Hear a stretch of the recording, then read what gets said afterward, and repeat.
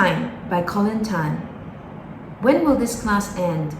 I feel minutes until the hour ticking by, like the grasshopper in the matchbox we caught yesterday while skipping through the field after school.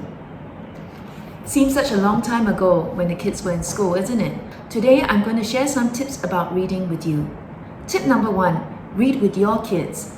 Reading with your kids is important because it shows them that time is important to you and you put it aside to read and enjoy a book with them. The other thing about reading aloud to your kids is that you provide a model of what reading looks like to them. When reading aloud, you don't always have to read new books. You can read old books and reread stories that the children love. For example, I have these Osborne readers.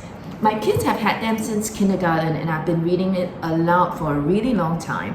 They're in primary 3 and 5 now, but they still love listening to these stories. The other good thing about it can be done in 10 minutes and you can get through many stories that way. The other thing to note about reading aloud is that it's not just limited to younger kids. Older kids love having read-alouds too. The other advantage of having read-alouds with older kids is that you can often motivate them to pick up a book that they haven't thought of or that they might find too difficult. For example, I bought my daughter this book, Alice Miranda at School, on Valentine's Day.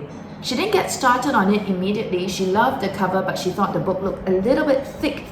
But when I read the first 3 chapters, she decided she really wanted to read on and finish the rest of the book in 3 days. Another example, just last week I decided to read The Little Prince to my kids. It's one of my favorite books. I read 3 chapters, which is about 5 or 6 pages, showed the kids the pictures, and my son said, "Read on, please." And I said, "No, it's bedtime, so you've got to go to bed." But he was up the next morning and he finished the book before starting his HBL for the day. Next tip number 2, watch movies, play games, and read. Yes, you heard me right. There are a lot of books that are related to movies and games, and if your kids watch these movies or play these games, it would be great to encourage them to read book-related stuff. For example, there's this series on Netflix called The Last Kids on Earth. So my kids started reading the books because they had books on it as well. If you don't know where to find the books, especially now that bookstores and libraries are closed, one way to get books is from the National Library Board e-collection. I'm looking at my iPad right now. My son has been using it to read, and you can borrow up to 16 books on the app. So here's what my son has been reading. Wrecking Ball. Not sure what that is. The Ultimate Unofficial Guide to Strategies for Minecrafters. So you see there's a game connection there. Indiana Jones and the Kingdom of the Crystal Skull. Movie connection. Sherlock Sam and the Obento Bonanza in Tokyo.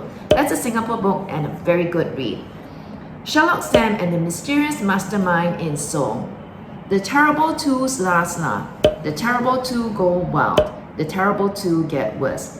As you can see, series books are a great way to get the kids reading more and more. It's good practice for them and they enjoy it. Now, my next tip is this, and it's my final tip. Create a reading pile. The thing about books, for those of you who are fortunate to have a large number of books at home, is that they do get buried and kids forget about them. Or maybe there's a book that you bought a long time ago that the kids haven't been reading. Take them out, put them on the table, and I guarantee you that one day your child will pick it up and they will say, "Hey, this book looks interesting. I've read it before, I haven't read it, but maybe I'll try looking at it." So, those are my tips for reading. Hope you've enjoyed it and that it's useful for you during this HBL period.